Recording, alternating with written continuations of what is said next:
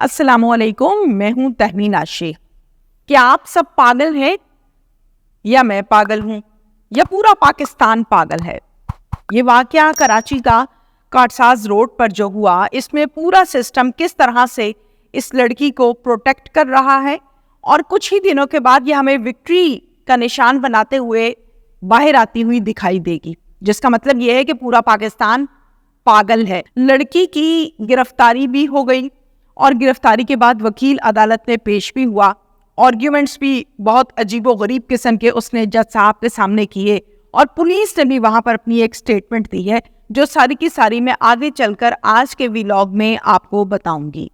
اس کے ساتھ ساتھ میں آپ کو یہ بھی بتا دوں کہ یہ لڑکی کون ہے، یہ کس کی بیوی ہے، اس کا والد کیا کہتا ہے، یہ تمام کی تمام بیک گراؤنڈز جو ہیں وہ سامنے آ گئے ہیں، جو میں ویلاگ میں آگے چل کر آپ کو بتانے جا رہی ہوں۔ اپنے پوائنٹس کی طرف آتے ہیں اور ڈیٹیل کے ساتھ میں آپ کو چیزیں جو ہیں وہ سمجھاتی ہوں۔ آپ کو پتہ ہے کہ کراچی کا یہ وقوع، جس میں 2 لوگ موقع پر ہی جاں بحق ہو گئے، نتاشا نامی لڑکی جو کہ لینڈ کروزر چلا رہی تھی، اس نے کچل ڈالے۔ اچھا، اس کچلنے کے بعد آپ کو پتہ ہے کہ رینجرز آئی تھیں، پولیس آئی، اور انہوں نے اس لڑکی کو موقع سے گرفتار کر لیا، اریسٹ کر لیا۔ اس کے بعد کیا ہوا؟ ظاہر ہے جب اریسٹ کر لیا جاتا ہے کسی بھی ملزم یا ملزمہ کو، تو پھر 24 گھنٹے کے اندر اندر اس کو عدالت میں پیش کرنا ہوتا ہے، ٹھیک ہے جی۔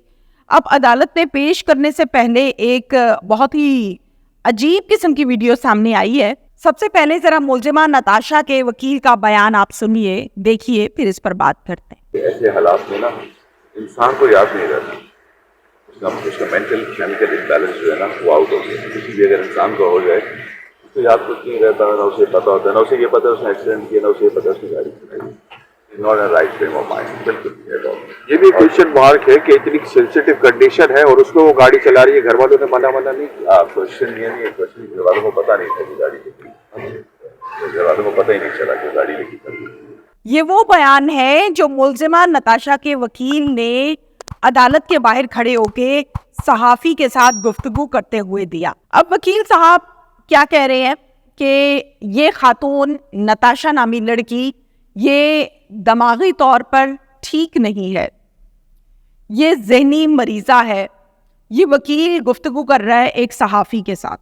اب ظاہر ہے جب گفتگو ہوتی ہے تو آگے سے کاؤنٹر کوسچنز بھی ہوتے ہیں، سوال جواب ہوتے ہیں۔ صحافی کا یہ سوال تھا کہ مان لیا کہ ملزمہ ایک دماغی مریضہ ہے، تو پھر گھر والوں نے ایک دماغی مریضہ کو کیسے گاڑی لے جانے کی اجازت دے دی، کیسے گاڑی دے دی؟ تو اس پر وکیل نے یہ جواب دیا صحافی کو، لوگوں کو، جب یہ لڑکی گھر سے نکلی ہے تو یہ کسی کو بتا کر نہیں نکلی، یہ کسی سے پوچھ کر نہیں نکلی، اور گھر والوں کو اس بارے میں بالکل بھی علم نہیں ہے کہ یہ جاتے ہوئے گاڑی لے کر جا رہی ہے۔ میں سوال یہ کروں گی کہ کیا کوئی ماچس کی چھوٹی سی ڈبی تھی جس کو ہاتھ میں چھپایا اور لے کر نکل گئی؟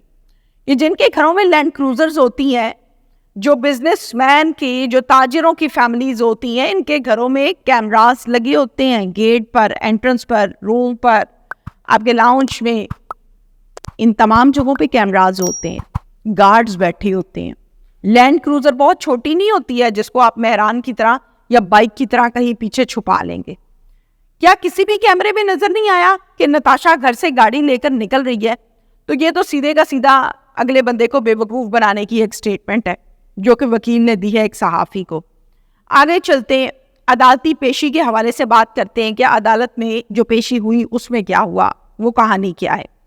اچھا، وکیل نے جج صاحب کے روبرو پیش ہوئے، اور روبرو پیش ہونے کے بعد یہ کہا کہ نتاشا جو ہے جج صاحب، وہ ایک ذہنی مریضہ ہے، گزشتہ کئی سالوں سے اس مرض کا علاج بھی چل رہا ہے، آپ کی مہربانی آپ ضمانت دے دیجئے تاکہ ہم اس لڑکی کے علاج کو جاری رکھ سکیں۔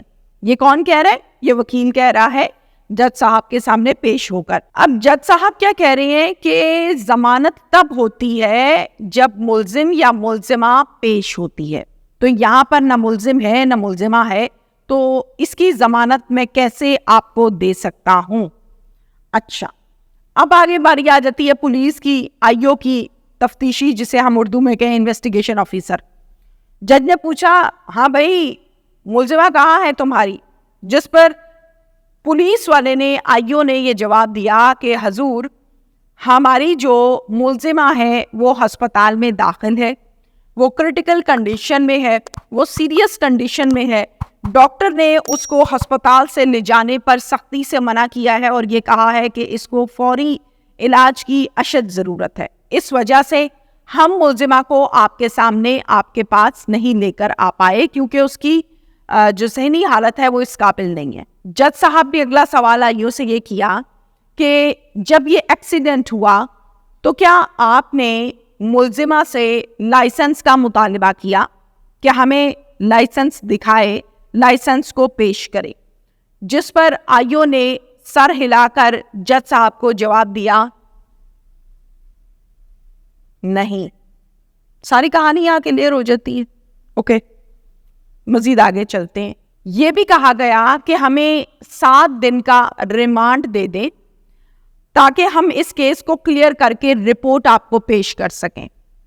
जज साहब ने कहा कि ऐसा बिल्कुल भी नहीं हो सकता, आपके पास सिर्फ कल तक का टाइम है, 1 दिन का रिमांड मैं दे देता हूं और 1 दिन के रिमांड के बाद मुझे प्रॉपरली तौर पर मेडिकल रिपोर्ट नताशा की चाहिए, ऑथेंटिक रिपोर्ट चाहिए जिसमें ये बात क्लियरली तौर पर लिखी हो, समझ आती हो कि वाकई ये कोई ज़हनी मरीज़ा है और इसके साथ साथ नताशा भी मेरे पास पेश होगी। ये सारे का सारा जो है वो अदालती पेशी का हाल अहवाल है। जैसे कि मैंने आपको व्लॉग के आगाज़ में बताया कि मैं इसके बैकग्राउंड के हवाले से डिटेल से बात करूंगी, तो नताशा जो है वो एक अमीर बाप की साहिबजादी है, बेटी है। इनके जो वालिद साहब हैं वो टेक्सटाइल मिल के एक बहुत बड़े ऑनर हैं, बहुत बड़ी ये टेक्सटाइल मिल है, उसके ऑनर है। उसके बाद बात कर लेते हैं शौहर की, यानी कि हस्बैंड की। हस्बैंड जो है वो भी ऑनर है, वो एनर्जी कंपनी है एक बहुत बड़ी, उसकी ऑनर है। ये इनका बैकग्राउंड है।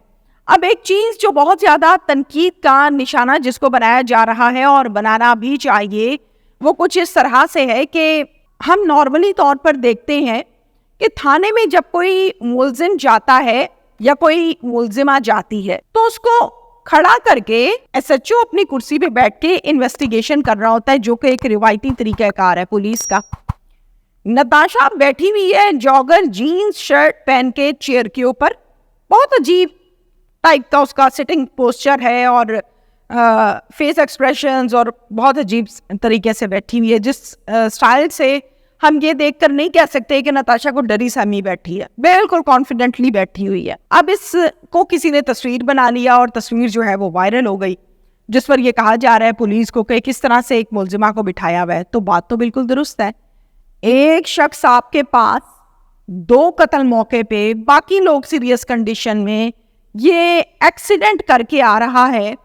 एक्सीडेंट करने के बाद सड़क के ऊपर खड़े होके वो लोगों को कह रही है कि डोंट टच मी। अजीबोगरीब बॉडी लैंग्वेज है। किसी को कह रही है डोंट टच मी, किसी को कह रही है डोंट टॉक मी। ये जो रवैया है वो पूरे पाकिस्तान ने देखा वीडियो में, ओके, आवाम ने देखा। फिर आपके पास जब वो थाने में आती है तो आप उसको कुर्सी देते हैं कि बैठ जाओ इधर। मैं इस चीज की शोटी देती हूँ, अगर एसएचओ की मर्जी ना हो तो लड़की कुर्सी पे नहीं बैठ सकती थी। एसएचओ की मर्जी है तो लड़की कुर्सी पर बैठी हुई है, तो इसका मतलब ये है कि मुलजिमा को कुर्सी पर बिठाकर उसकी तफ्तीश की जा रही है। इस तरह से प्रोटेक्ट किया जा रहा है इस मुलजिमा को। पूरा सिस्टम किस तरह से किसी को प्रोटेक्ट कर सकता है? नॉर्मली तौर पर थानों के कल्चर ये होते हैं कि अगर एसएचओ के कमरे में कोई टांग पे टांग रख के नॉर्मल रूटीन में बैठ जाए तो पुलिस इसका बहुत माइंड करती है, क्योंकि मैं पुलिस के मामलात में, पुलिस स्टेशंस में डीएसपीज एसपीज के पास आना जाना होता है, तो पुलिस का जो रवैया है वो काफ़ी हद तक समझ आ जाता है कि टांग पे टांग रखकर अगर कोई मुलजिम आए या कोई कंप्लेनेंट आए और वो बैठे तो एसएचओ कहता है टांग नीचे करके बैठे, ये मेरा दफ्तर है, ये तरीका नहीं है बैठने का। तो फिर कैसे पॉसिबल हो गया कि नताशा 2 कत्ल करने के बाद आके कुर्सी पर बैठ के तफ्तीश करवा रही है? नेक्स्ट व्लॉग में नेक्स्ट डिटेल के साथ। Thank you.